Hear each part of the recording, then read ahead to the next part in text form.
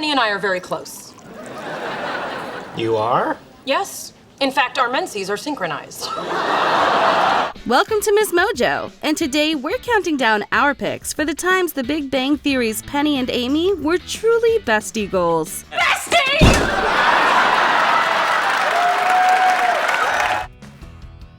Number 10, Girls' Night. The ladies, and occasionally Raj, are no strangers to a night out on the town. Sorry, Raj, it's girls' night out. Maybe another time. Okay. Come on. However, one of their best outings has to be when Sheldon joins them for a night of Priya bashing. What's up with those pantsuits? I need some context. Pantsuits suck. And that opens her up to justifiable ridicule for wearing them. Good one, Bernadette.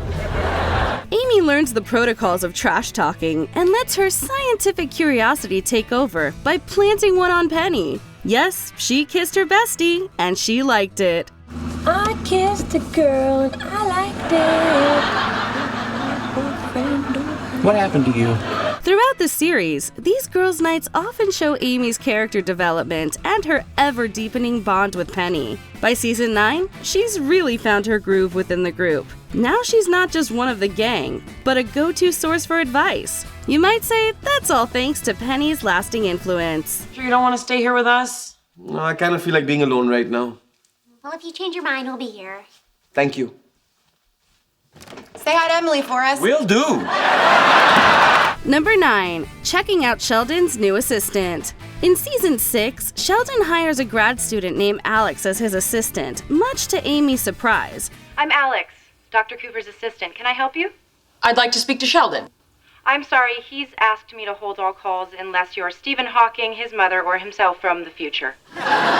She first meets her while calling Sheldon to show off her new makeover. How can any woman spend 8 hours a day alone with this face and not fall in love with it?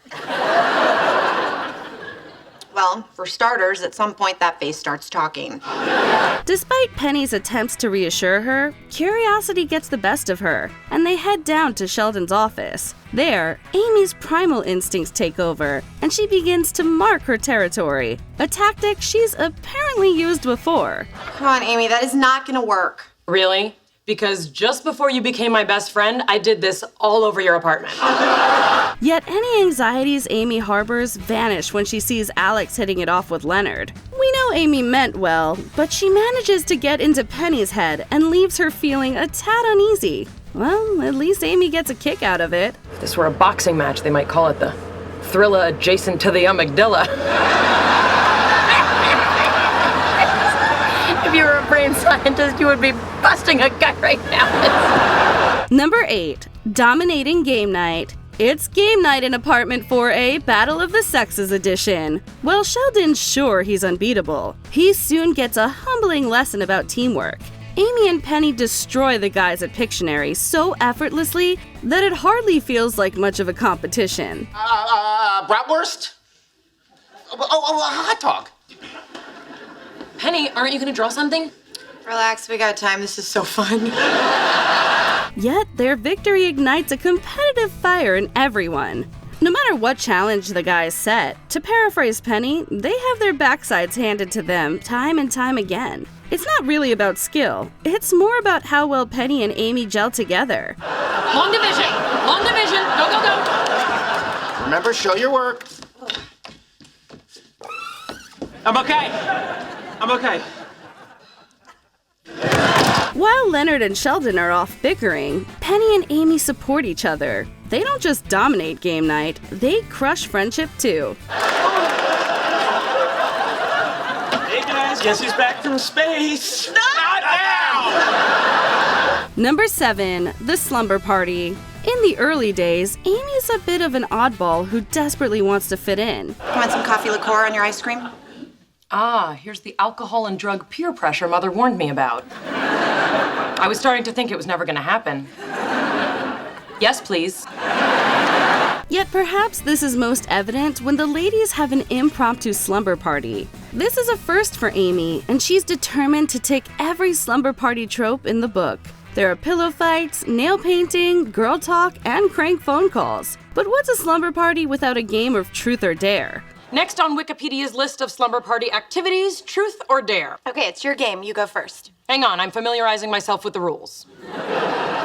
Even so, this isn't the kind of sleepovers we remember from our youth. Things get a little tense when Bernadette hits Penny with a hard-hitting truth. You know what? I don't want to play anymore.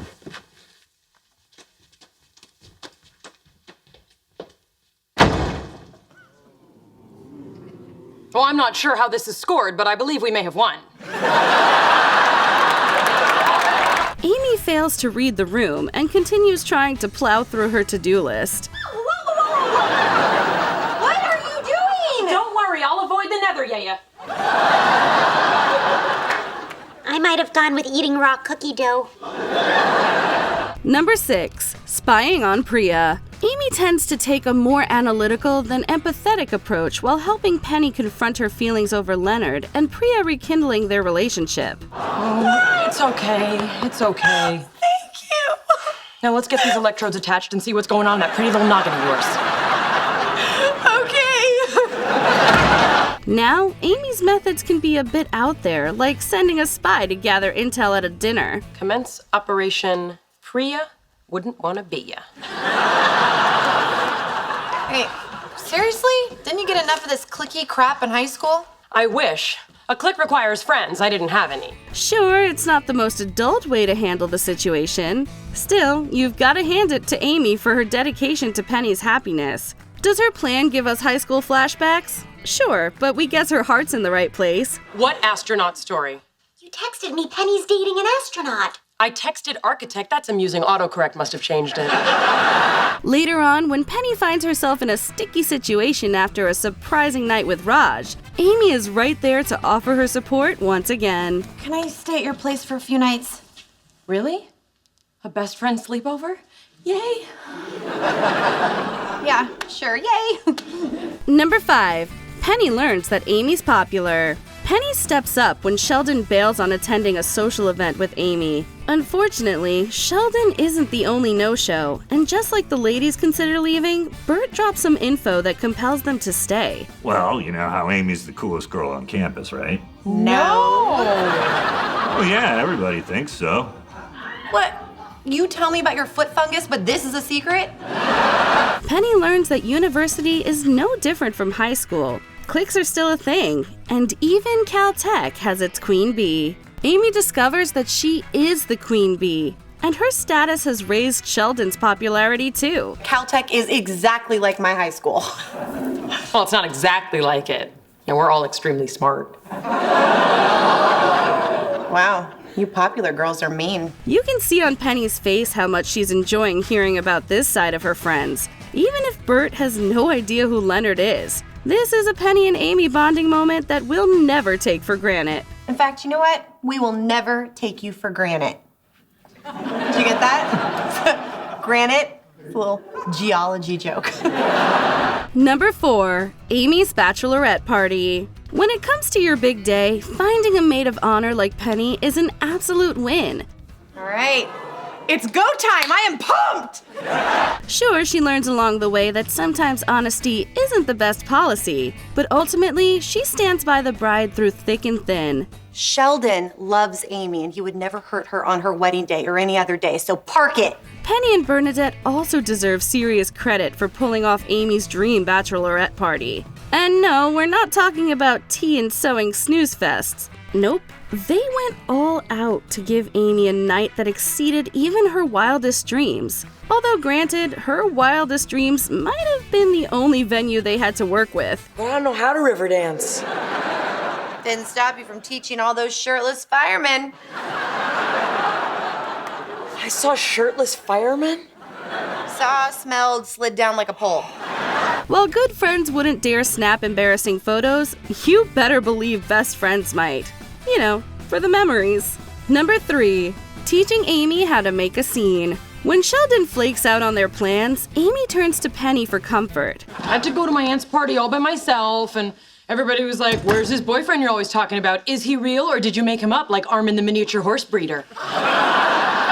Penny turns out to be the ultimate friend in need, doing everything she can to turn Amy's frown upside down. When their drinking game gets a tad out of control, Penny buys herself some time by offering Amy a little girlfriend 101. While some might suggest honesty and open communication is the key to a good relationship, Penny knows that sometimes you just need a good old-fashioned dose of drama. I've got a bone to pick with you, and I'm about to do it in front of all your friends. Yeah, you pick that bone. You pick that bone clean. I'm gonna publicly shame you, and then sit back as societal pressure compels you to modify your behavior. Ooh, burn! Find yourself a hype woman like Penny when you're creating a scene in front of your significant other's friends. Penny's got that role down to a science. Sheldon, she wanted to show you off to her family and you stood her up, okay? Look at this adorable smushy face. Smush, smush, smush, smush. Number 2. Penny becomes Amy's maid of honor. Amy often considers Penny her best friend, so you'd think she'd be the obvious choice for maid of honor, right? Wrong. When Amy can't decide between her two best gal pals, she joins Sheldon in making their friends jump through hoops to determine who's best suited for the role. Penny gets 20 points for the sewing kit. Yeah, -5 because this is mine. Well, she's still pulling a commanding lead. Of course, everyone finds out, leaving the couple with no candidate for the job. After Sheldon chooses Leonard, his best friend, to be his best man, Penny slowly realizes that Amy is her best friend and she should be her maid of honor. Wait, we talk every day, we see each other all the time, she's always there for me, and basically, oh my God, Amy's my best friend. You okay? No, my best friend didn't ask me to be her maid of honor. I'm pissed! Penny, who we already know is an expert at making scenes, confronts her bestie. Bernadette who, right? If you think anyone but me is gonna be your maid of honor, then you're an idiot, because you are my best friend. Too late, Bernadette. Before we continue, be sure to subscribe to our channel and ring the bell to get notified about our latest videos. You have the option to be notified for occasional videos or all of them. If you're on your phone, make sure you go into your settings and switch on notifications. Number 1. The painting. Remember those friendship bracelets and matching jewelry we used to swap with our besties? Amy takes it up a notch, gifting Penny a symbol of their bond that's on a whole other level. Do you like it? Do I like it? Wow!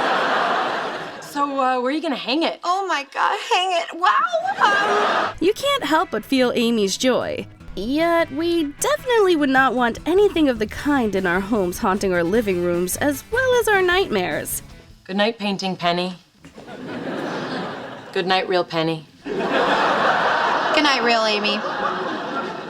You don't have to say goodnight to painting Amy because she's never leaving. However, Penny soon realizes she'd rather live with the portrait than lose Amy as a friend, although Amy's confession may give her second thoughts. Yeah, okay, that's good. I'll let you in on a little secret.